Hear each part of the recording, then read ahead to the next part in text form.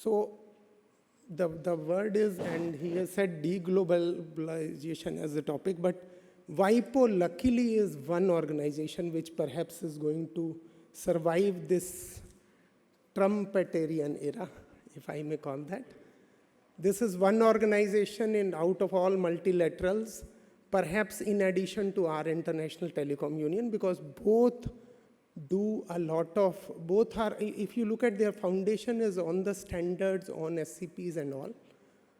So if I go bullet-wise, these are the organizations which have created genuine innovation, which have supported innovation, which have helped innovation realize the fruits of their hard work.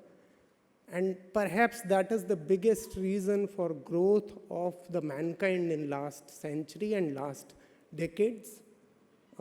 More so in last decades. I mean, what we achieved in 100 years is going to be surpassed in next 10 years. That is the kind of forecast we live in. The second thing I want to come back to India. SEPs have done great. India is doing great. And I'll come to the institutional framework, what we as government is tried to do. But I go back, and ma'am, you were one of the key litigators at that time for SCP regime. But I don't know what happened. Today we don't see those Lavas, Microsoft, or whatever those, Microsense, or those companies which started creating Indian handsets. Because of that FRAND regime, which our adjudicator, our courts, our jurisprudence developed, global community, innovative companies liked it. But I don't know why we lost. Indian companies are no longer there. So somewhere something is amiss. We need to resolve and solve that puzzle. We have to find the solutions. We know the problems. So FRAND is perhaps not the right solution, at least for India. We have to find the genuine FRAND. As they say, we all know the full form, but is it really reasonable? And that is where I'll stop. I'm already at 3 minutes, 30 seconds. Ashish has given me maximum 5 minutes. I'll meet your timeline. In India, what we have done, and I'll specifically come to telecom, and now let me put a disclaimer. Whatever I am speaking is in my personal capacity, not on behalf of Government of India. But we at DOT realized where is the gap. We said we have to become part of the standard making process. Professor Pamela Kumar or Dr. Pamela Kumar or Pamela Ji, whatever, she was part of the foundational team. Pathak Ji was there. We built TSDSI. We joined the table. It took us almost 10 years before they started listening to us. We were just sitting on the far corner of the table.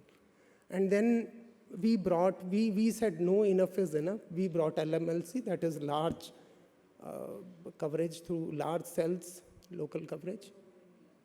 Okay, LMLC we brought. And 5G standard as part of 5G, 3GPP, finally agreed to adopt. But that was part of standard. Is it implemented? Answer is a big no. Okay, so we have to reach the next stage now. So institutional framework DOT has been putting. We are supporting innovation. We have Telecom Technology Fund, blah, blah, blah. I can talk on and go on. But we are now looking at creating that end-to-end ecosystem. You need test labs. You need standards labs. So we put 100 5G labs. We are trying to put full test ecosystem.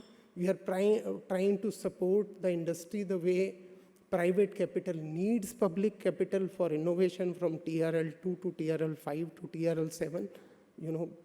I don't have luxury of time to explain all that, but then coming back, where are we? In terms of IP, we have really stable regime, and all kudos to controller of patents.